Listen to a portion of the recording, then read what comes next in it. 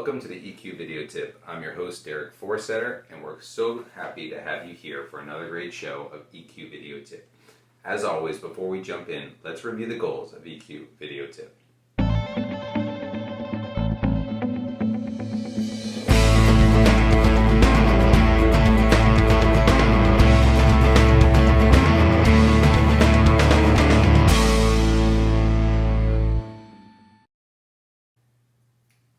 Welcome back.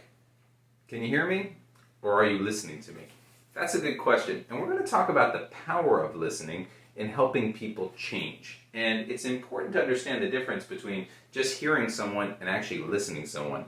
I always joke about the movie White Man Can't Jump, where Woody Harrelson and Wesley Snipes are arguing about hearing Jimi Hendrix. And can you hear him, or are you just listening to him? And it's important to differentiate if you're really listening to someone. And this comes to us from Guy Itzchov as well as Avi Kluger. They wrote a great article about the power of listening to people to help them change and why it's important, not just as a manager, but just as a person in general, and how you can help them out.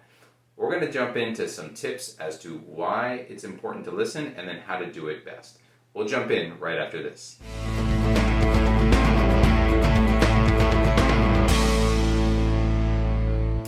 First tip, and it's kind of a funny tip because we're going to talk about the enemies of listening and what happens when people listen. Well, first thing, sometimes people, especially managers, feel they have a loss of power because they're not dictating what they want the employee or that person to do. The second thing is it consumes time and energy. Think about when you listen to someone and you're really paying attention. You have to focus on every word and every detail and focus on them and not anything else. And when you do that, it's very draining, and it's important to do it, but it is impossible to figure out what the future benefits might be right then and there. And of course, the last reason that there's an enemy of listening is the fear of change. What if you got a perspective that you don't like, or there's a different perspective that could potentially change your attitude? Well, you have to put all that energy into that, but it takes time to really focus and go through it. So it's important to overcome these different enemies of listening, and we're going to talk about ways to do that right now.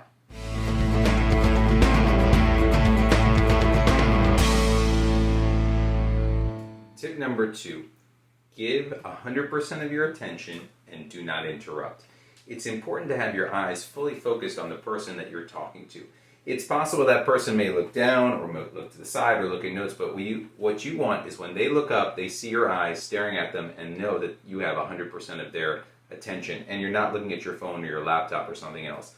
Not only that, it's important not to interrupt them. The authors of this great article actually told managers to not interrupt employees for a given amount of time, 10 minutes, 15 minutes, whatever it might be. Go to the employee and say, hey, we're going to talk for the next 15 minutes or 20 minutes, but I'm not going to interrupt you.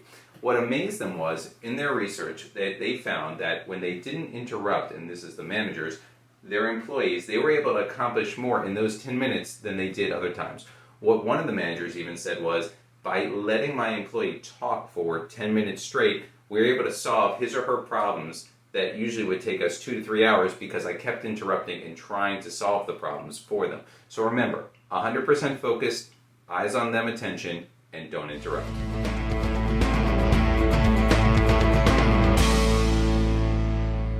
Tip number 3, do not judge or evaluate what the person is saying until they're completed.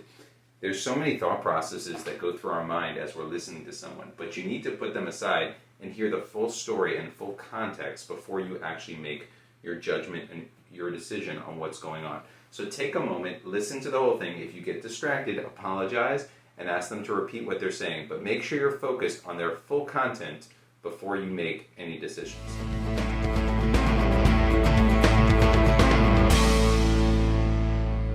Our next tip, don't impose a solution on the person you're talking to.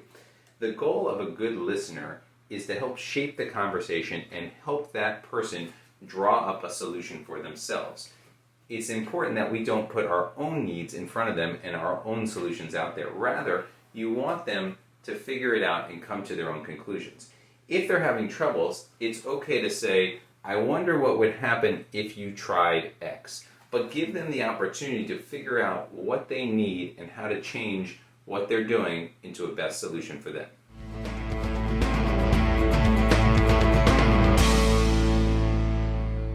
Our last tip, ask good questions and reflect. When we ask a good question, something could be like, tell me more, or what did this mean to you, or how are you approaching it? Ask questions that are open-ended, that allows the person talking to you to really expand upon his or her ideas. Afterwards, reflect on what they said and then mirror back things that you think are important and try to get them to open up with more solutions. You should also reflect post-conversation on ways that you could do better in terms of talking to them about what they need and how to best bring them to the solution that they're looking for. So remember, ask good questions and reflect as you try to help people in terms of solving their problems.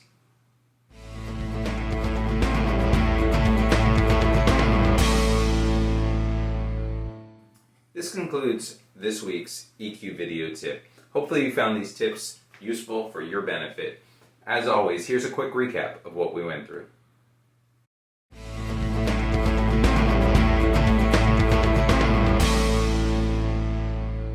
So that concludes our EQ video tip for today.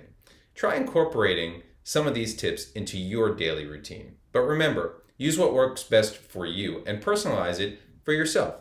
Thank you always to our great research team for providing us with some great tips today. As always on EQ video tip, we want to end with gratitude. So thank you for watching. We really appreciate it. Here are some resources that you can use if you want more information on EQ going forward. Thank you again, and we look forward to seeing you in the next episode. Thank you.